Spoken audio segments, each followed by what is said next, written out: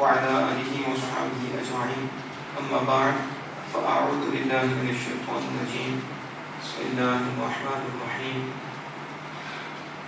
وإذ ابتلى إبراهيم ربه بكلمات فأتمهن قال إني جاعلك للناس إماما قال ومن ذريتي قال لا ينال عهد الظالمين. وإذ جعلنا البيت مثابة للناس وأمنا واتخذوا من مقام إبراهيم مصلى وعهدنا إلى إبراهيم وإسماعيل أن طهرا بيتي للطائفين والعاكفين والركع السجود. صدق الله مولانا العظيم. الصلاة والسلام عليك يا سيدي يا رسول الله وعلى آلك وأصحابك يا سيدي يا حبيب الله. الصلاة والسلام عليك يا سيدي يا نبي الله وعلى آلك وأصحابك يا سيدي يا نور الله. الصلاة والسلام عليك يا سيدي يا شفيع المجرمين وعلى آلك وأصحابك يا سيدي يا خاتم النبيين. مولاي صل وسلم دائما أبدا على حبيبك خير الخلق كلهم محمد سيد الكونين والثقلين والفريقين من عرب ومن عجم. مولاي صل وسلم دائما أبدا على حبيبك خير الخلق كلهم منزه عن شريك في محاسنه فجوهر الحسن فيه غير منقسم. مولاي صل وسلم دائما أبدا على حبيبك خير الخلق كلهم. خالق کائنات جل جلالہ کے فضل و کرم اور اس کی توفیق سے جمعۃ المبارک کی مبارک گھڑیوں میں اس کے حضور حاضری کا شرف حاصل ہو رہا ہے. اللہ جل وعلا ایسے شرف، ایسی عظمت، ایسی برکتیں اور رحمتیں ہمیں زندگی کے آخری لمحات تک نصیب فرمائے. ماہ ذی الحجہ میں اللہ کے گھر کا خوش قسمت حج ادا کرتے ہیں، رحمتیں برکتیں سمیٹتے ہیں. یقیناً یہ ماہ بڑی عظمت والا ہے، بڑے شرف والا ہے. اس میں اللہ عز و جل کی بندوں کی یادیں ہیں، اور یہ ماہ جب بھی آتا ہے اللہ کے یاروں کی اداؤں کو تازہ فرماتا ہے، اور پھر وہ ان اداؤں کو ادا کر کے اس چیز کو ظاہر کرتے ہیں ہم نفس کے بندے نہیں، ہم خدا کے بندے ہیں. اس لیے خدا کے بندوں کی یادوں کو منا رہے ہیں. جہاں نفس ہوتا ہے وہاں خدا کے بندوں کو کچھ اور سمجھا جاتا ہے، وہاں خدا کے بندوں کی عظمت نہیں، انہیں اپنے جیسا سمجھا جاتا ہے. جیسے خود گندا ہے بچوں کو بھی گندا ہی سمجھتا ہے. لیکن حج کا یہ موسم اس چیز کو واضح کرتا ہے کہ سارے ایک جیسے ہیں. کچھ ایسے بھی ہوتے ہیں کہ جو دنیا سے چلے تو جاتے ہیں لیکن ان کی یادیں باقی رہتی ہیں، اور پھر ایسی یادیں ہوتی ہیں کہ اس یاد میں رب کی یاد ہوتی ہے اور اس میں دل آباد ہوتی ہیں.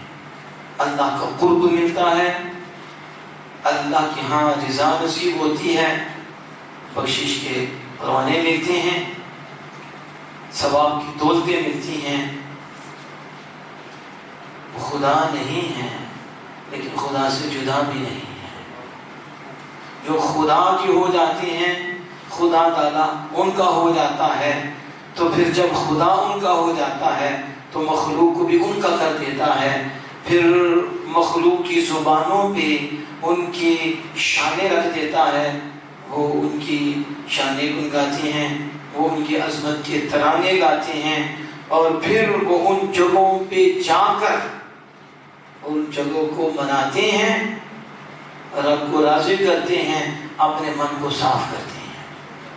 اور یہ جتنا بھی آج کا سسٹم ہے، میں پورے وصول سے کہتا ہوں، بندہ جس مذہب کے ساتھ بھی تعلق رکھتا ہے، جس مذہب کے ساتھ بھی کوئی اس کا مذہب ہو، وہ اگر متعصب نہ ہو، اگر ہے تو تعصب کی عینک بھی اتار دے، صرف حج کا پورا پیریڈ اس کو پڑھ لے، پھر پڑھنے کے بعد فیصلہ کر لے کہ مسئلہ کے حق کون ہے، تو اس کا دل کہے گا، اگر اللہ نے مہر نہ لگائی ہو تو اس کا دل کہے گا کہ پوری کائنات میں سورج سے بھی زیادہ روشن کوئی مسلک ہے تو وہ مسئلے کا حق اہل سنت جماعت ہے۔ یہ حج کا پیریڈ بتا رہا۔ آپ دیکھو نا، حج میں کوئی نماز پڑھ رہے ہو، حج میں کوئی روزہ رکھ رہے ہو، کہ آج روزہ رکھیں گے تو حج ادا ہوگا، نماز پڑھیں گے تو حج ادا ہوگا۔ حج کسی کی ادا ہے، اس کو ادا کرو گے تو ادا ہوگا، کو سیلیبریٹ کرو گے تو کمپلیٹ ہوگا۔ اگر سیلیبریٹ ہی نہیں کرو گے، وہ دن مناؤ گے نہیں، وہ جگہ کو آ کر وہ جو یار کی ادا ہے اس کو اپناؤ گے نہیں، اسے مناؤ گے نہیں، تو حج تو نہیں ہوگا، یہ ناقص ہوگا۔ حج تو پھر سنیوں کا ہوگا۔ وہ تو یہاں بھی کہتے ہیں جہاں اس کے یار ہوتے ہیں وہاں اس کی رحمت کی برسات ہوتی ہے۔ صدیاں بیت جائیں، ہواؤں میں بھی وہ رحمتیں ہیں، فضاؤں میں بھی وہ رحمتیں ہیں، ان جگہوں میں بھی وہ رحمتیں ہیں۔ ابراہیم خلیل اللہ علیہ السلام کب کے کنکریاں مار کے چلے گئے ہیں، حضرت ہاجرہ رضی اللہ عنہا کب کی اس جگہ پہ چلی تھیں، وہ ساری زندگی نہیں چلی تھی، کچھ وقت کے لیے چلی تھیں، اور آج تک اس جگہ کو منایا جا رہا ہے، اس جگہ کا ادب کیا جا رہا ہے، اور اسے عبادت سمجھا جا رہا ہے۔ اسے توڑنا بھی عبادت ہے، ہاں کا توڑنا بھی عبادت ہے۔ کہا چھوڑ عقل کو، ہم نے عقل کا کلمہ نہیں پڑھا، ہم نے مصطفیٰ جان رحمت کا پڑھا، ہم نے خدا کا پڑھا ہے، یہ خدا کے یار ہیں، اور خدا نے اسے عبادت بنا دیا۔ چلنا بھی عبادت ہے، دوڑنا بھی عبادت ہے۔ کیا طواف کعبہ ہے؟ آپ عمرہ کرنا ہے تو کیا کرنا ہے؟ نیچے سے کپڑا اوپر رکھو، کندھا ننگا رکھو، تو کیا کرو؟ پہلوانوں کی طرح چلو۔ یہ کسی ادا ہے جس کو اپنا لے اور پھر کندھا ننگا اور پھر پہلوانوں کی طرح چلنا ہے۔ کس کی طرح؟ پہلوانوں کی طرح۔ اللہ کے گھر میں بیت اللہ سامنے حرم شریف ہے، اور چلو پہلوانوں کی طرح، آکڑ کر چلو، پہلوانوں کی طرح چلو۔ وہ چلیے کس کی ادا ہے؟ ادھر چل سکتے ہو آپ؟ اجازت ہے؟ ادھر مسجد میں چل سکتے، باہر چل سکتے ہو اس طرح، لیکن وہاں چلنا ہے، وہاں آنا یاروں کی ادا ہے، مصطفیٰ جان رحمت صلی اللہ علیہ وسلم کی ادا ہے، حضور کے یاروں کی ادا ہے۔ بس اسی ادا کو ادا کرنا ہے، یہ عبادت ہے۔ یہ کیا ہے؟ یہ عبادت ہے۔ اب ہم چکر لگانے، ساتھ چکر لگانے عبادت ہے۔ کتنی بڑی عبادت ہے۔ حج میں طواف زیارہ فرض ہے، اور وہ کیا ہے؟ کعبۃ اللہ کے چکر لگائیں، کچھ بھی نہ پڑے، کچھ بھی نہ پڑے، نیت کر لے، نیت، ساتھ چکر لگا دے، فرض ادا ہو گیا. کیا ادا ہوا؟ ہم کو شکر لگانا بھی عبادت ہے. ہاں. اور رب کا حکم، رب کا اس کے یاروں کی ادا ہے. کیا ہے؟ اب حج میں دیکھو نا کیا اللہ اکبر. اس لیے ہم کہتے ہیں کہ آپ اسکالر کا کلمہ نہ پڑھو. ہاں، اسکالر کچھ بھی نہیں ہے، اس کی کوئی حیثیت نہیں ہے. بات اسی کی ہے جو اللہ اس کے رسول کی کرتا ہے، جو اللہ اس کے رسول صلی اللہ علیہ وسلم عز و جل کی طرف جھکتا ہے. بات اس کی ہے. اب دیکھو، ابھی میں آگے جاؤں گا انشاءاللہ اور ان چیزوں کو ہائی لائٹ کروں. ابھی تو ابتدائی بات تھی جو میں کر رہا ہوں کہ کوئی ایسی مجھے عبادت دکھاؤ، نماز دکھاؤ. کیا یہ سیلیبریٹ نہیں؟ کس کی ادا ہے جو آپ ادا کر رہے ہو؟ رسول اللہ کی. کس کی نقلیں کر رہے ہو؟ رسول اللہ صلی اللہ علیہ وسلم کی. تو یہ نقلیں اللہ کو کتنی پسند ہیں. اللہ تو میری دیکھتا، اللہ یاروں کی اداؤں کو دیکھتا ہے. اس لیے کمی بھی ہو جائے کرم فرما دیتا ہے. کیوں؟ اس لیے نقل تو یار کی ہے، ادا تو میرے دوست کی بنائی ہے. تو دوست کی اداؤں پہ کرم فرما دیتے ہیں. نقل پہ اتنا کرم ہو جاتا ہے تو جو اندر سے ہو کر کرے اس پہ کتنا ہوگا. اب دیکھو اللہ عز و جل حضرت ابراہیم خلیل اللہ علیہ السلام کے حوالے سے فرماتا ہے وَإِذِ ابْتَلَىٰ إِبْرَاهِيمَ رَبُّهُ بِكَلِمَاتٍ فَأَتَمَّهُنَّ. یاد کرو جب ابراہیم علیہ السلام کے رب نے ابراہیم علیہ السلام کو آزمایا چند کلمات سے اور انہوں نے پورے کر دکھائے. فَأَتَمَّهُنَّ قَالَ إِنِّي جَاعِلُكَ لِلنَّاسِ إِمَامًا. تو کہا انی جاعلک للناس اماما، میں تجھے لوگوں کا امام بنانے والا ہوں. ابراہیم، میں آپ کو لوگوں کا امام بنانے والا ہوں. قال انی جاعلک للناس اماما. تو حضرت ابراہیم خلیل اللہ علیہ السلام نے کہا قال ومن ذریتی، عرض کی اور میری اولاد سے، میری اولاد سے. قال لا ينال عهد الظالمین. فرمایا میرا عہد ظالموں کو نہیں پہنچتا. ابراہیم علیہ السلام نے جو آزمائش تھی اسے پورا کر دکھایا. آزمائش پہ 100 نمبر دیے. تو اللہ عز و جل ابراہیم میں تجھے امام بنانے والا ہوں. کہا مالک؟ میری اولاد میں سے. فرمایا لا ینال عہد الظالمین، میرا عہد ظالموں کو نہیں پہنچتا. ابراہیم علیہ السلام نے تو یہ عرض کی کہ مالک میری اولاد میں سے بھی امام بنا جن کی اقتداء کی جائے، جس کی پیروی کی جائے. تو اللہ عز و جل فرمایا لا ینال عہد الظالمین. امامت ظالم امامت کے عہد نہیں ہے. ظالم امامت کا عہد ہی نہیں، یعنی کافر کفر والے یہ امامت کے عہد نہیں. مسلمین کا جو امام ہے وہ مسلمان کا امام ہوگا. تو امامت المسلمین یہ کافروں کے لیے ثابت نہیں ہوتی.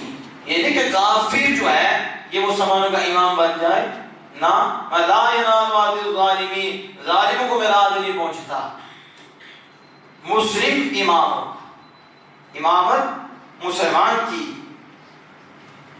اور یہاں بڑی خوبصورت بات لکھی ہے کہ ظالم سے مراد کافر ہے. اور یہ بھی بات ہے کہ ظالم امامت کا حقدار نہیں ہے. ظالم، اب اس پہ بندے کو غور کر لینا چاہیے کہ کہ یہاں مسلمانوں کا امام کسے مقرر کرتے ہیں؟ یعنی مسلم کا امام مسلم ہوگا، لا ينال عهد الظالمین، میرا عہد ظالموں کو نہیں پہنچتا۔ اب پھر آگے آیت کریمہ ہے جس کی تفسیر ہم نے پہلے بھی کر دی۔ اللہ عز و جل فرماتا ہے آگے وَعِدْنَا إِلَىٰ إِبْرَاهِيمَ وَإِسْمَاعِيلَ أَن طَهِّرَا، اور ہم نے حکم دیا ابراہیم و اسماعیل کو أَن طَهِّرَا بَيْتِيَ لِلطَّائِفِينَ وَالْعَاكِفِينَ وَالرُّكَّعِ السُّجُودِ، میرے گھر کو ستھرا کرو، طواف کرنے والوں کے لیے اور اعتکاف کرنے والوں کے لیے اور رکوع و سجود کرنے والوں کے لیے۔ اب یہاں آپ نے غور کرنا ہے کہ یہ کعبۃ اللہ ہے، اور کعبۃ اللہ کو بتوں سے صاف کرنا اور کعبۃ اللہ سے نجاست کو دور کرنا اور ہر گندی چیز سے کعبۃ اللہ کو پاک کرنے کا حکم اللہ عز و جل نے حضرت ابراہیم اور حضرت اسماعیل علیہ السلام دونوں نبیوں کو دیا ہے۔ اور جب اپنے محبوب کریم صلی اللہ تعالی علیہ وآلہ وسلم کے گھر والوں کی بات آئی، رسول اللہ صلی اللہ علیہ وسلم کی ازواج ہماری اماں جان کی بات آئی، حسنین کریمین سیدہ طیبۃ عائشہ خدا کرم اللہ وجہہ کریم، حضور کے گھر والے، حضور کی بیٹیاں، جب ان کی بات آئی تو اللہ پاک نے یوں نہیں فرمایا اے میرے محبوب اپنے گھر والوں کو ستھرا کیجیے۔ اس کا یہ مطلب نہیں کہ پہلے وہ کوئی ایسے تھے کہ انہیں ستھرا کیجیے، یہ الگ بات ہے۔ اب بعض لوگ غلط معنی لے جاتے ہیں، اب کس چیز کی تربیت کریں، یعنی ہم یہ بات کریں تو وہ الٹا معنی لینے جی انہوں نے ان کو نعوذ بھی سوچ بھی نہیں سکتے، سوچ بھی یہ نہیں، انہیں بچائے رکھے نا، انہیں یہ ناپاکی نہ رکھے، یہ مطلب کہ پہلے ناپاکی رکھے تو پھر دور کرنی ہے، سمجھ آئی؟ مایا انما یرید اللہ لیذھب عنکم الرجس اہل البیت ویطہرکم تطہیرا۔ اپنے گھر کی بات آئی تو فرمایا ابراہیم اسماعیل میرے گھر کو ستھرا کرو، تو جب یار کے گھر والوں کی بات آئی، جب رسول اللہ صلی اللہ علیہ وسلم کے گھر والوں کی بات آئی، پھر یوں نہیں فرمایا جا رہا کہ محبوب آپ ستھرا رکھیں، نہیں، بلکہ کیا فرمایا جا رہا ہے انما یرید اللہ لیذھب عنکم الرجس اہل البیت ویطہرکم تطہیرا۔ اے نبی کے گھر والوں، اے نبی کے گھر والوں، آپ سمجھ رہے ہو کہ نہیں؟ کس کے گھر والوں؟ آج کچھ نبی سے اوپر لے کے جاتے ہیں، کہتے ہیں ان کی قسمت بڑی کہ انہیں حسنین جیسے مل گئے، شیر خدا جیسے مل گئے، پتہ نہیں کہاں سے کہاں تک جاتے ہیں۔ ہم نے کہا ڈوب مرو، تو نے کیا پڑھا ذلیل قسم کے انسان، اس وجہ مصطفیٰ سے حضرت پہ کرانا ہے۔ اگر نسبت نہیں تو کچھ بھی نہیں، اگر ایمان نہیں تو کچھ بھی نہیں۔ اللہ نے جسے بھی دیا ہے اور جسے دے رہا ہے اور جسے بھی دے گا، ایک ہی تو اس کے محبوب ہیں، وہ میرے اور آپ کے آقا ہیں۔ تجھے نہیں رب دیکھ رہا، تجھے نہیں رب دیکھ رہا، تجھے نہیں رب دیکھ رہا، جس طرح محبوب کو دیکھ رہا ہے۔ کہا محبوب تیرے ہیں، آل بیت النبی، نبی کے گھر والوں، پہلے بھی شیر خدا ہیں۔ پہلے کیا سیدہ عائشہ صدیقہ رضی اللہ کسی گھر والی نہیں تھی؟ سیدہ حفصہ رضی اللہ تعالیٰ عنہ گھر والی نہیں تھی؟ کیا وہ سیدنا عمر فاروق رضی کی بیٹی نہیں تھی؟ گھر میں نہیں تھی؟ وہ فاروق اعظم رضی اللہ کے گھر میں تھی، وہ سیدنا صدیق اکبر رضی اللہ کے گھر میں تھی، دیگر ازواج مطہرات۔ لیکن جب انہیں رسول اللہ صلی اللہ علیہ وسلم کے ساتھ نسبت حاصل ہو گئی اور وہ حضور کی زوجیت میں آ گئی، تو اللہ پاک فرماتا ہے اب یعنی اب صرف صدیق اکبر کی بیٹی نہیں ہے، بڑی شان والی ہے، اب صرف سیدنا فاروق اعظم کی بیٹی نہیں، بڑی شان والی ہیں، لیکن اس سے سے بڑی کیا شان ہے کہ جسے زوجیت مصطفیٰ نصیب ہو گئی ہے اور وہ حضور کی گھر والی ہو گئی ہیں، حضور کی ازواج ہو گئی ہیں، زوجہ ہو گئی ہیں. تو ہمارا اہل بیت النبی گھر والے تو بڑے ہیں، لیکن محبوب تیرے گھر والوں کی بات کر رہا ہوں کہ جو تیرے گھر والے ہیں، اللہ نے ارادہ فرما لیا ہے کہ اللہ انہیں ہر ناپاکی سے پاک رکھے اور انہیں ستھرا رکھے. بیت اللہ کے لیے اپنے نبیوں کو حکم دیتا ہے کہ بیت اللہ کو صاف کرو، بیت اللہ کو پاکیزہ کرو. اور جب یار کے گھر والوں کی بات آتی ہے پھر یار پہ بھی نہیں چھوڑتا اور شان واضح کرتا ہے، اس لیے کہ وہ میرے محبوب ہیں اور سارے انہی کے صدقے محبوب ہیں. اے محبوب تیرے گھر والے ہیں، اس لیے اللہ خود ہی ارادہ فرماتا ہے، وہ سیدھا اس پہ بناتا ہی نہیں، اللہ خود ہی فرماتا ہے اے نبی ہم نے تیرے گھر والوں کے لیے ارادہ فرما دیا ہے کہ ہر ناپاکی سے دور رکھیں. اب یہ ہے، اب کہتے ہیں سنی آل کی شانیں بیان کرتے. ہم نے کہا سنی کرتے ہیں لیکن سنی ڈنڈی نہیں مارتے، سنی ٹھیک تقسیم نہیں کرتے کہ وہ اس آیت کو صرف پنجتن پاک کے ساتھ خاص کر کے وہ قرآن و حدیث کے منکر نہیں ہوتے. وہ سنی ہیں اور سنی طبیعت کے بندے نہیں ہیں، سنی شریعت کے بندے ہیں. سنی طبیعت سے نہیں مانتے، سنی آمنہ کے دانت کہنے سے مانتے ہیں. اس لیے کہانی ون ہم نے نہیں سیکھی، پہلے ازواج مطہرات ہیں، پھر اس کے اندر حضور کی آن ہے. یعنی اس میں سیدہ صرف سیدہ طیبہ نہیں، سیدہ ام کلثوم بھی ہیں، سیدہ زینب بھی ہیں اور سیدہ رقیہ بھی اس کے اندر شامل ہیں، شیر خدا بھی اس میں شامل ہیں. ان سب کے متعلق اللہ نے یہ فیصلہ فرمایا. اس لیے ہم کہتے ہیں یہ پاکیزہ ہستیاں محفوظ ہیں. یہ کیا ہے؟ معصوم نہیں ہے. معصومیت گمراہی ہے اور شیعت ہے. صرف بشروں میں نبی معصوم ہے اور نبی کے علاوہ کوئی معصوم نہیں. معصوم ہوتا ہے جو گناہ نہیں کر سکتا، جو جسے گناہ نہیں ہوتا ہے، اور محفوظ وہ ہوتا ہے گناہ ہو سکتا ہے لیکن رب بچا کے رکھتا ہے. ہو سکتا ہے، ہو لیکن بچا کے رکھتا. فرق جس نے نہیں کیا وہ ہو گیا غرق، ہو گیا تباہ، ہو گیا برباد.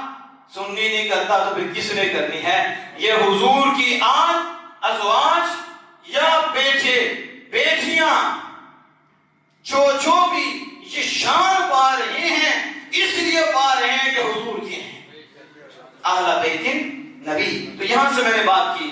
پھر دیکھو نا کعب اللہ کے گھر کی صفائی، اللہ کے کتنا بڑا منصب ہے کہ اللہ نبیوں کو کم فرما رہا ہے. آج ہمارے ہاں کیا ہے؟ صفائی اللہ کے گھر کی. ہم تو چھوڑے ہیں. آپ سمجھتی میں حالات کے پیش نظر بات کر رہا ہوں، سارے ایسے نہیں ہوتے لیکن حالات کے پیش نظر اس کے لیے تو 10,000 کا بندہ رکھو. کیا رکھو؟ 10,000 کا بندہ رکھو. میں مسجد کی صفائی کروں، اللہ کے گھر کی صفائی نمازیوں کے لیے، عبادت کرنے والوں کے لیے. اور اللہ پاک ابراہیم اسماعیل علیہ السلام دونوں ہی ستھرا کرو. بھائی دیا میرے گھر کو کن کے لیے؟ طواف کرنے والوں کے لیے. اور کن کے لیے؟ اعتکاف کرنے والوں کے لیے، نماز پڑھنے والوں کے لیے، رکوع سجود کرنے والوں کے لیے. یہ تو اللہ نے فرمایا. اور کن کو؟ کتنا بڑا یہ کام ہے، کتنی بڑی یہ شان ہے. اگر کوئی سمجھے اور یہ تھوڑا ہے رب کے گھر کا خادم ہے، نہیں سمجھے ایسے دیکھو ڈی ایس پی کا دیکھے گا میں ڈی ایس پی کا آدھا خادم ہوں. چوڑا نہیں کہے گا اپنے یہاں، ہے تو چوڑا ہی ہے لیکن نہیں کہے گا. یہ ڈی ایس پی کے گھر کے خادم کا پاؤں نیچے نہیں لگتا تو جو خدا کے گھر کا خادم ہو وہ کہاں ہوگا؟ یہ کسی بندے کا خادم نہیں ہے، خدا کے گھر کا خادم ہے. اس لیے جو خادم سمجھ میں اپنے آپ کو رب اسے پھر اونچا کر دیتا ہے، وہ مخدوم بھی بن جاتا ہے اور نسلوں میں فیض بھی جاتا ہے. اللہ کے گھر کی خدمت یہ خوش قسمتوں کو نصیب ہوتی ہے. اللہ کے گھر کی آبادی یہ خوش قسمتوں کو نصیب ہوتی ہے. دعا کیا کرو اللہ ہمیں توفیق دے اپنے گھر کی. سمجھے تو صحیح نا کس کا گھر؟ بولو تو صحیح.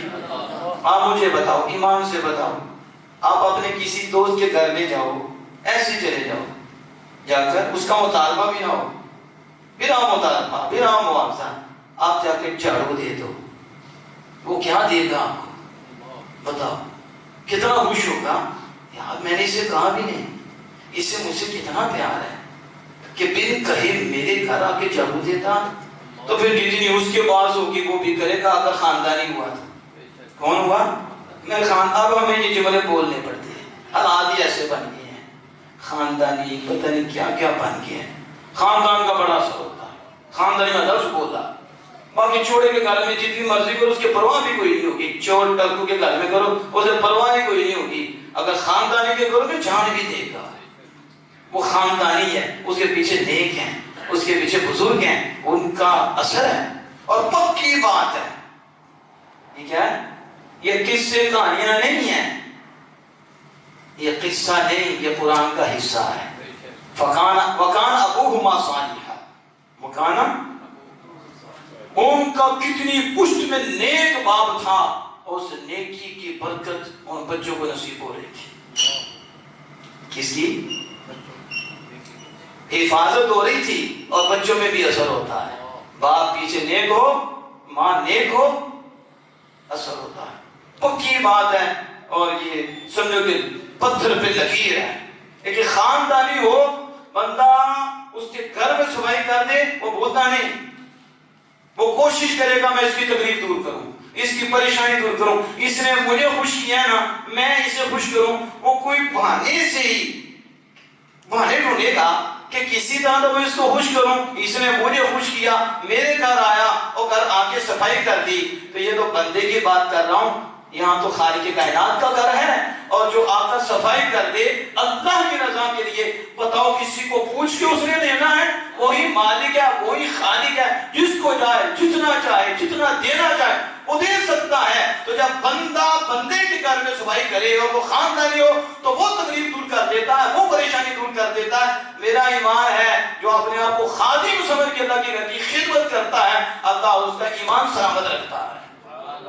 اس سے بڑی دولت کیا ہے؟ تو اللہ نے حضرت ابراہیم اور حضرت اسماعیل علیہ السلام دونوں کو حکم دیا میرے گھر کو ستھرا کرو، طواف کے لیے اور اعتکاف کرنے والوں کے لیے۔ تو اس لیے اللہ کے گھر کے حوالے سے ابھی میرے پاس ٹائم نہیں ہے کہ مزید میں اس کو ہائی لائٹ کرتا کہ اللہ کے گھر کی خدمت، اللہ کے گھر کا ادب، اللہ کے گھر کا احترام۔ بس جو سمجھ آئے نا کس کا گھر ہے، بولو بس۔ اصل جو بندہ تعلق کو سمجھنے لگ جاتا ہے نا وہ بندہ بن جاتا ہے۔ بندہ مارا ہی جاتا ہے تو وہ تعلق کو بولتا ہے، کس کو؟ اور جو تعلق کی طرف نسبت رکھتا ہے، تعلق کی طرف نظر رکھتا ہے، وہ نہیں مارا جاتا۔ یہ کس کا ہے؟ یہ کس کی ہے؟ سمجھ آ گئی؟ یہ کس کا ہے؟ یہ کس کی ہے؟ بس تعلق، اور تعلق سے بندہ باہر نہیں سکتا۔ الگ بات ہے کچھ مانتے نہیں لیکن نکل وہ بھی نہیں سکتے، تو کچھ وہ ہیں جو مانتے بھی ہیں۔ جو دیکھو قرآن پاک میں حضرت پیر مہر علی شاہ صاحب، کون نہیں جانتا؟ صوفی بھی بہت بڑے اور عالم بھی بہت بڑے، اور مرزا کانے کے چھکے چھڑانے والے حضرت پیر سید مہر علی شاہ، اور رافضیوں کے بھی چھکے چھڑانے والے، خادیوں کے بھی چنے جمانے والے، صوفی اور عالم بھی بہت بڑے حضرت پیر سید مہر علی شاہ گولڈا شریف رحمہ اللہ تعالی۔ آپ نے نسبت پہ ایک دلیل دی، اور یہ ہم سمجھتے ہیں کہ اللہ دل میں ڈال دیتا ہے کہ ظاہر لکھی نہ ہو لیکن ان کے دل پہ لکھی جاتی ہے، پھر رب چاہے تو وہ ہائی لائٹ بھی کر دیتے ہیں، اسے واضح بھی کر دیتے ہیں۔ آپ نے نسبت پہ دلیل دیتے ہوئے نسبت پہ اس آیت کریمہ کو کوٹ کیا۔ وہ کون سی آیت کریمہ ہے؟ قُلْ إِن كَانَ لِلرَّحْمَنِ وَلَدٌ فَأَنَا أَوَّلُ الْعَابِدِينَ۔ فَأَنَا محبوب فرما دو، اگر رحمان کی اولاد ہوتی، اگر رحمان کی اولاد ہوتی، فَأَنَا أَوَّلُ۔ ذرا میں یہ جو بات بتانے لگا ہوں یہ کس نے دلیل دی ہے؟ گولڈے کے تاج نے، پھر میرے لیے شاہ اور قرآن سے دی ہے. آج ہمیں تانا دیا جاتا ہے اہل سنت کو، اور ایک نہیں ہے تانا دینے والا، بڑے ہیں. تو یہ تو حضور کو بھی دیتے رہے، وہ کب ختم ہونے ہیں؟ شیطان ہے تو شیطان کے یار ہے، یہ تو اینڈ دیا ہوگا تو پھر، لیکن یہ تو چلتا رہنا ہے. تانے تو ملتے ہیں نسبت والوں کو، اور جو جن کا خصم نہ ہونے کیا تانا دینا کسی نے. تانا تو دو کسی کا خصم ہو، تو بے خصموں کو بھی تانے ہوتے ہیں. نہیں آپ سمجھے؟ اور جس کا والی والا سنا اسے تانے ملتے ہیں. ارے تانے اس پہ ملتے ہیں جس کے گلے میں کسی کی نسبت کا پٹا ہو، انہیں ہوتی ہیں. تلا وارثوں کہتے ہیں کہ وارث ہی کوئی نہیں، تو اس نے تو کبھی کسی کو کاٹنا کبھی کسی کو کاٹنا ہے، ظاہر ہے اس کا وارث ہی کوئی نہیں. تو جس کا وارث ہوتا کہتا سمجھ ہر ایک پہ نہیں بولتے، ہر ایک پہ نہیں بولتے، کیونکہ وارث جو پیچھے ہیں، مالک جو پیچھے ہیں، پھر وہ مالکوں کے کہنے سے بولتے ہیں، پھر مالک ہی ان کی عزت دکھاتے ہیں. ہاں آپ کہتے ہیں قل ان کان للرحمن ولد، محبوب فرما دو اگر رحمان کی اولاد ہوتی. تم کہتے ہو نسبت کوئی چیز نہیں، ہم نے کہا تم کوئی چیز نہیں ہو، تمہاری کوئی حیثیت نہیں. اگر نسبت کوئی چیز نہیں ہے، نسبت کو نکالو تو رہے گا کیا؟ رسول اللہ صلی اللہ علیہ وسلم فرماتے ہیں اگر رحمان کی اللہ محبوب کو فرض کرنی اگر ہوتی رحمان کی اولاد تو میں پہلے عبادت کرتا. آپ سے پوچھتا ہوں حضور نے یہ کیوں کہا اگر ہوتی تو میں کرتا، پہلے میں کرتا. کیوں نہیں سمجھے؟ اس لیے کہ وہ خدا کا ہے. کس کا ہے؟ خدا کی طرف منسوب ہے، تو ہم اسے نہیں دیکھیں گے، ہم اس سے خدا کو دیکھیں گے. یہ ہے سنیت، یہ اہل سنت و جماعت کا پاکیزہ مذہب، پاکیزہ سوچ جو قرآن و حدیث سے ہے. کہتے ہو تم دیکھتے ہو یہ ان کا ہے، ہم نے کہا تم نے قرآن ہی نہیں پڑھا. رسول اللہ فرماتے ہیں میں عبادت کرتا. کیوں؟ رب کا ہے. کس کا ہے؟ اب یہ نہیں وہاں کہ وہ یہ کرتا یہ کرتا یہ کرتا یہ کرتا، یہ وصف ہوتے یہ وصف ہوتے یہ وصف ہوتے پھر میں اس کی عبادت کرتا. نہیں، یہاں صرف اتنا ہے ان کان للرحمن ولد، اگر رب کا اولاد بیٹا ہوتا، رب کا ہوتا تو ہم رب کا دیکھ کے جھکتے. کس کا؟ ابھی بھی یہ سمجھے مزاج اہل سنت کو، یہ قرآن کا مزاج ہے. ہاں مجھے بتاؤ، یہ میں نے نسبت کی بات کی، یاد اپنے پاس ہمیشہ کے لیے رکھ لو. کہتے ہیں سنی قصے سناتے ہیں، ہم نے کہا قصہ نہیں، یہ قرآن کا حصہ ہے. قل ان کان للرحمن ولد فانا اول العابدین. ابھی اس پہ بات کروں تو اور بھی آیتیں ہم پڑھ سکتی ہیں، اسے بھی بیان کر سکتے ہیں. بتاؤ صفا مروہ کیا ہے؟ کس سے منسوب ہے؟ کون چلیاں ہیں؟ عبادت کی جگہ بنی، ادھر دوڑنا بھی عبادت ہے. یہ نسبت نہیں دوڑ کیا ہے؟ کیا ہو؟ چلنا دوڑنا بھی عبادت ہے. 9 ذی الحج صبح 10 ذی الحج، 9 ذی الحج مقام عرفات، 9 ذی الحج، اور حج کا سب سے بڑا رکن اور سب سے بڑا فرض عرفات میں ٹھہرنا ہے. بتاؤ عرفات میں کیا آدم علیہ السلام نے ادھر لاکھ نفل پڑھی؟ حضرت ابراہیم خلیل اللہ علیہ السلام پوری رات وہاں عبادت کرتے رہے ہیں، سجدے کرتے رہے ہیں، جس کی وجہ سے مقام عرفات کے مقام پہ آ گیا ہے. وہ جو خواب آئی سیدنا ابراہیم خلیل اللہ علیہ السلام کو، اس خواب کو آپ نے عرفات میں بھی جانا ہے. عرفات میں کہتے ہیں، عرفات کیسے ہے؟ میدان جو عرفات کی پہچان ہے. یہاں فکر ابراہیم خلیل اللہ علیہ السلام کلیئر ہو گئی کہ وہ خواب جو آ رہی ہے بیٹے کو ذبح کرنے، یہاں پہچانے کے مقام عرفات پہ پہچان ہوئی، تو مقام عرفات کو فکر ابراہیم سے نسبت ہو گئی. ذرا بولو تو صحیح، کس سے ہوئی؟ فکر ابراہیم. قدم ابراہیم تو آگے بتا چکا ہوں، اتنا اعلیٰ ہے کہ مقام ابراہیم بنا ہے، بلکہ والحرم کلو، سارے کا سارا حرم مقام ابراہیم ہے. ایک پتھر پہ کھڑے ہوئے لیکن سارا حرم کیا ہے؟ مقام ابراہیم ہے.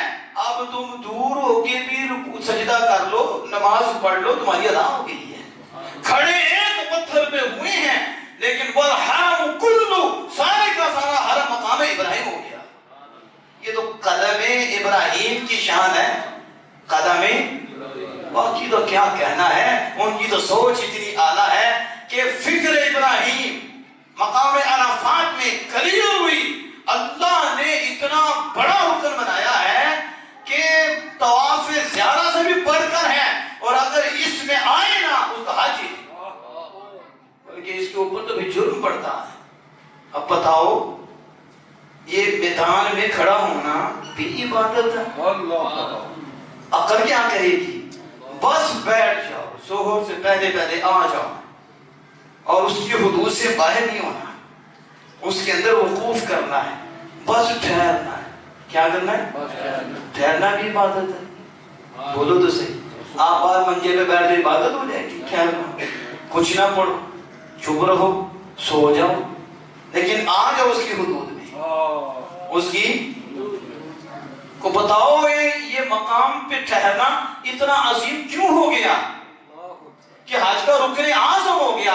تو پھر آپ کہیں گے کہ اس لیے اتنا عظیم ہوا کہ اس پہ اللہ کے ایک نبی ابراہیم خلیل اللہ علیہ السلام کو جو خواب آئی, جو ان کی فکر تھی, اس کی پہچان اس مقام پہ ہوئی. تو اللہ پاک نے اس مقام کو بھی انمول و ممتاز بنا دیا ہے. نسبت بڑی شے ہے, نسبت بڑی شے ہے اگر خدا سمجھ دے تو. اب حج میں نسبتیں ہی ہیں, یادیں ہی ہیں. اب آپ دیکھو جب آپ مزدلفہ میں جاتے ہیں, کیونکہ وقت اتنا نہیں میرے پاس تو میں اختصار کر رہا ہوں. مزدلفہ میں رات گزری. اچھا رات کیسے گزاری؟ بس مزدلفہ میں رات رہنا ہے. آپ نے کیا کرنا ہے؟ مزدلفہ میں کنکریاں اکٹھی کرنی, جو صبح اس جمرے کو مارنی ہے. سب سے پہلے بڑے کو آپ نے اسے اگلے دن 3, پھر اگلے دن 3, تینوں کو مارنی ہے. لیکن پہلے دن 7 ہی مارنی ہے. وہ صبح جو وقوف ہوتا ہے, وقوف کرنے کے بعد آپ نکل پڑو. اب 10 ذی الحجہ ہے, 10 ذی الحجہ. اتنا ہجوم ہے, اتنا ہجوم ہے. کدھر جا رہے ہو؟ پوچھو کدھر جا رہے ہو؟ کنکریاں مارنے. سیالکوٹ اور پاکستان میں کہتے ہو شیر کہہ غیر اللہ کی طرف جا رہے ہو. تو یہاں کون اللہ ہے؟ اللہ تو ہر جگہ دیکھ رہا ہے. یہاں کون ہے؟ نفل پڑھنے جا رہے ہو, صدقہ خیرات کرنے جا رہے ہو, پتھر کو کنکریاں مارنے جا رہے ہو. شیطان نظر آ رہا ہے تمہیں؟ وہ تو آیا تھا اور ابراہیم علیہ السلام نے اسے بتایا تھا اور اسے کنکریاں ماری تھی. اللہ کو اتنی پسند آئی. کالے کالے ہوتے ہیں, کالے کالے ہوتے ہیں, روشن روشنی ہوتی ہے. یہ اپنے جیسا سمجھتے ہیں. اپنے جیسا ہوتا تو پھر یہ ہوتا. یہ جو سب کچھ ہے, ابراہیم علیہ السلام نے وہ شیطان کو کنکریاں ماری. کیا آپ کو شیطان ادھر ہے نظر آتا ہے؟ وہ شان ہے ابراہیم خلیل اللہ علیہ السلام کی کہ ایک دفعہ اسے پھر اگلا وہ 3 ٹائم ہے. اللہ نے تینوں کو رکھا ہے, صرف ایک دفعہ نہیں, دوبارہ بھی, سبارہ بھی. جو ادائے ابراہیمی ہے جب تک نہ کر لو کہ حج کمپلیٹ ہی نہیں ہوگا. دم پڑ جائے گا, جرم پڑے گا, سزا ملے گی. اب کرنا پڑے گا. اب مجھے بتاؤ یہ کوئی نماز پڑھی جا رہی ہے کہ نماز چھوٹ گئی تو یہ سزا ملے گی؟ یہ اللہ کی فلاں عبادت ہے. اللہ نے اس کو کتنی بڑی عبادت بنا دیا ہے کہ اگر وہ کنکریاں نہیں مارتا تو بھی اسے سزا ملے گی, اسے دم دینا پڑے گا, اس کا حج کمپلیٹ نہیں ہوگا. تو مالک پتھر کو سامنے شیطان بھی نظر نہیں آتا اور پتھر کو کنکریاں مارنا عبادت ہے. سمجھ میں نہیں آتا. چپ کر, سمجھ میں نہیں آتا. تو نے عقل کا کلمہ نہیں پڑھا, تم نے ہمارا پڑھا ہے. تجھے پتا نہیں کہ مالک یاروں کی شانیں دکھاتا ہے. جو اس کے ہو جاتے ہیں اسے کنکریاں مارنا بھی پسند ہوتی ہیں اور وہ ایسی لازم کرتا ہے کہ جو بھی حاجی چاہے ماننے والا ہو چاہے نہ ماننے والا ہو, چاہے بدکار ہو, عقیدے میں جتنا بھی وہ آگے نکلا ہو, اچھا عقیدہ ہو, برا عقیدہ ہو, نہ بھی مانتا ہو, اندر شیطان بھی بیٹھا ہو, پھر بھی حکم ہے ظاہر کو مار. میرے زمانے والوں کو پتہ چلے جو رب کا ہو جاتا ہے پھر رب اس کا ہو جاتا ہے. پھر صدیاں بھی جاتی ہیں ابراہیم ابراہیم ہوتا ہے. صدیاں بھی جاتی ہیں ادائیں اپنائی جاتی ہیں. اور مجھے بتاؤ وہاں جو کنکریاں مارتا کیا برکت ملتی ہے کہ نہیں؟ کیا اس کو عبادت کا ثواب ملتا ہے کہ نہیں؟ کیا عبادت ہوتی ہے کہ نہیں؟ بتاؤ. کنکریاں مارنا بھی عبادت ہوتی ہے. ادھر کرم ہے کہ نہیں؟ تو بس ادھر ہی بند ہو گئی.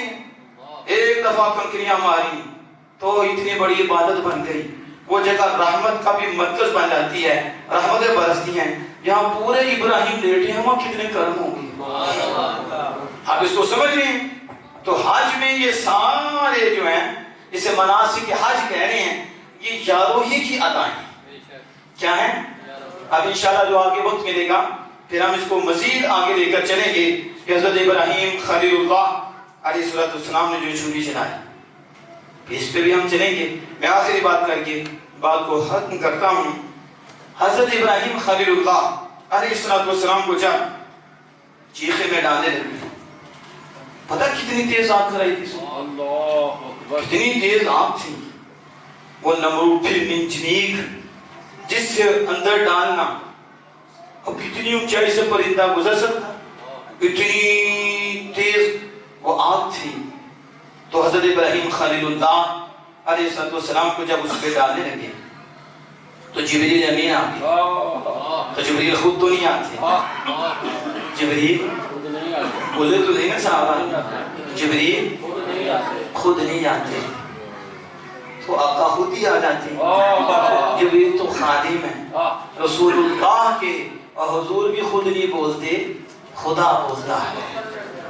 اب جبریل آئے تو عقیدہ سبیوں کا کس کا یعنی انسان سبحان اللہ کی یہ سمجھنے سے آتا. جب محبت ہوتی ہے پھر اور نکلتی ہے. آپ کو بھی محبت ہے لیکن بات فنا ہو جاتی ہے. سبحان اللہ کہا کرو نور آ جاتا ہے. دائیں بائیں بیٹھے رحمت کا چھڑکاؤ بھی ہو جاتا ہے مزید ہو جاتا ہے. اللہ کی باتیں سنو اللہ کے نبیوں کی باتیں سنو تو پھر سبحان اللہ نکلی تو کب نکلنی ہے. ابراہیم خلیل اللہ اور جبریل امین کہتے ہیں حل حاجتوں کا اے ابراہیم آپ کو کوئی حاجت ہے؟ تجھ سے تو نہیں. تجھ سے اگر کسی کوئی حاجت مند ہے ہی نہیں کوئی حاجت روائی کری تو جبریل کیوں کہہ رہے تھے حاجت ہے؟ تو ابراہیم یہ بھی کہہ رہے ہیں تجھ سے تو نہیں. اس کا مطلب ہے کہ انہیں ان کا بھی ایمان اور یقین ہے کہ اللہ نے سریے بنائے ہیں لیکن یہ مقام ذرا اعلیٰ ہے اس لیے اب جبریل آپ کو واسطہ نہیں رکھنا آپ کو. لیکن انہوں نے تو اپنی طرف سے کہا حل حاجتوں کا کیا آپ کو کوئی حاجت ہے؟ تو مفہوم ہے. کہا تجھ سے تو نہیں. کبھی اللہ سے ہی مانگ لیں. کس سے؟ اللہ سے مانگ لیں. اللہ سے بھی نہیں مانگا. اللہ سے بھی نہیں مانگا.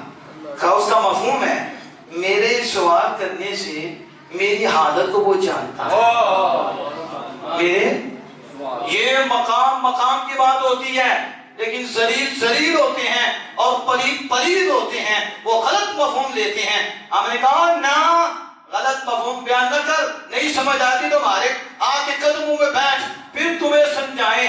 ابراہیم جبریل سے مدد نہ لیں اور اللہ کو بھی عرض نہ کریں اور حضرت موسیٰ کلیم اللہ ڈنڈا مار کے دریا پار کرا دیں اور ڈنڈا مار کے پتھر سے چشمے جاری کر دیں. تو کیا وہ اللہ کے نبی نہیں ہیں؟ وہ ڈنڈے سے مدد لے رہے ہیں. وہ ڈنڈا مارتے ہیں تو پتھر سے 12 چشمے جاری ہو جاتی ہیں.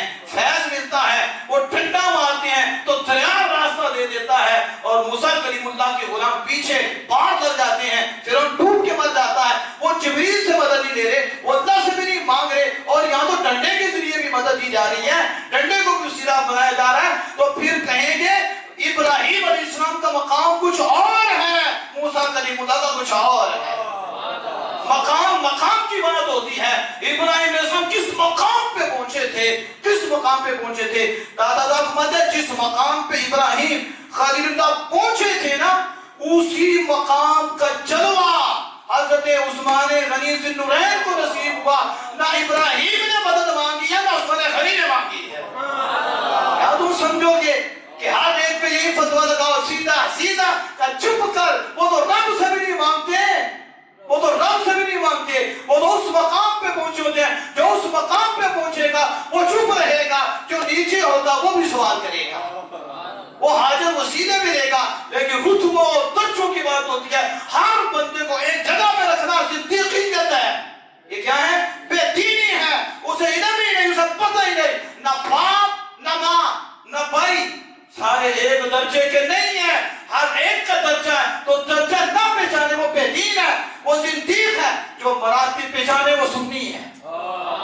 ہر ایک کو اپنے درجے میں رکھو، اس درجے میں سمجھو. کہا میرے حال کو میں جان ہی رہا چیخے میں، تو میرا رب تو دیکھ رہا ہے، میرا رب تو جان رہا ہے کہ میرا خلیل کہاں جا رہا ہے. تو بس میرے سوال سے اس کا جاننا ہی کافی ہے. اس کا کیا بات ہے. اب اس پہ میں بات کر کے ختم کرتا ہوں. بعض لوگ یہ اعتراض کرتے ہیں یا رسول اللہ آپ حضور کو پکارتے ہو آگے سے کچھ نہیں کہتے. میں کہتا ہوں یا چاند صاحب آگے سے کچھ نہیں کہتے.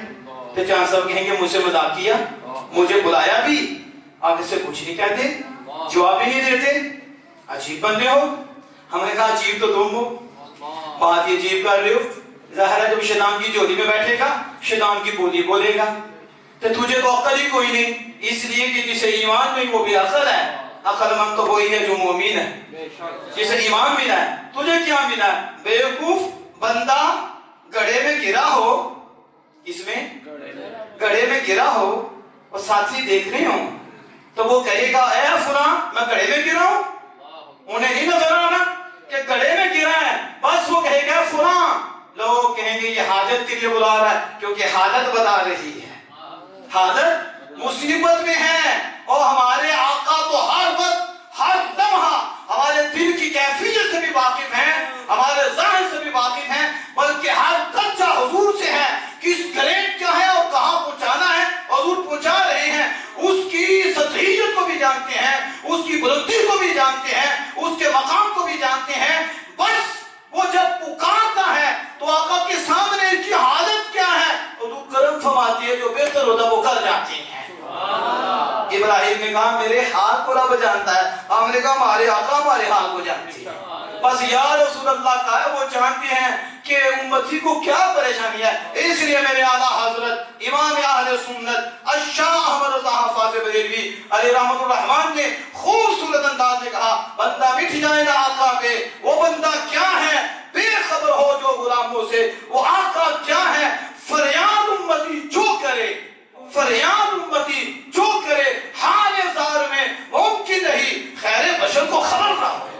واللہ وہ فریاد کو پہنچیں گے، واللہ وہ سنتے ہیں، وہ فریاد کو پہنچیں گے. کوئی دل سے آہ تو کرے، کوئی دل سے تو پکارے، جھوٹا جھوٹا نہیں. وہ دل سے تو متوجہ ہو، ان کی تو توجہ ہے. اپنے آپ کو کلیئر کر. میرے آزاد کہتے ہیں واللہ وہ فریاد کو پہنچیں گے، واللہ وہ سنتے ہیں، وہ فریاد کو پہنچیں گے. اور کوئی آہ تو کرے دل سے، کوئی دل سے تو کرے. اوپر اوپر سے باتیں نہیں بنتی، تار اندر سے جڑتی ہے، تار اندر سے جڑتی ہے. پھر جب جڑتی ہے تو پھر اڑتی ہے، پھر بلندیاں ہو جاتی ہیں. اس لیے حضرت محترم یہ حضرت ابراہیم خلیل اللہ علیہ السلام کی ادائیں، پھر حضرت حاجرہ رضی اللہ عنہ کی ادائیں، یہی ادا ہونی ہیں. اور یہ اللہ کے نیک بندوں کی حج ادا ہو جانا. تو حج ہے کیا؟ اللہ کے بندوں کی یادیں، ان کو ادا کرنے کا نام حج. مناسک حج دیکھیں کہ مناسک حج کیا ہیں. اس لیے اپنے آپ کو مضبوط رکھیں اور دعا کیا کریں اللہ پاک ہمیں بھی بادب حاصل نصیب فرمائے. جو چلے گئے ہیں اللہ ان کی حفاظت فرمائے، اللہ ان پہ فضل فرمائے اور ان کی دعاؤں میں اللہ ہمیں بھی شامل فرمائے. اور آپ سب کو صحت کے ساتھ اللہ پاک یہ سعادت عطا فرمائے. الحمدللہ رب العالمین.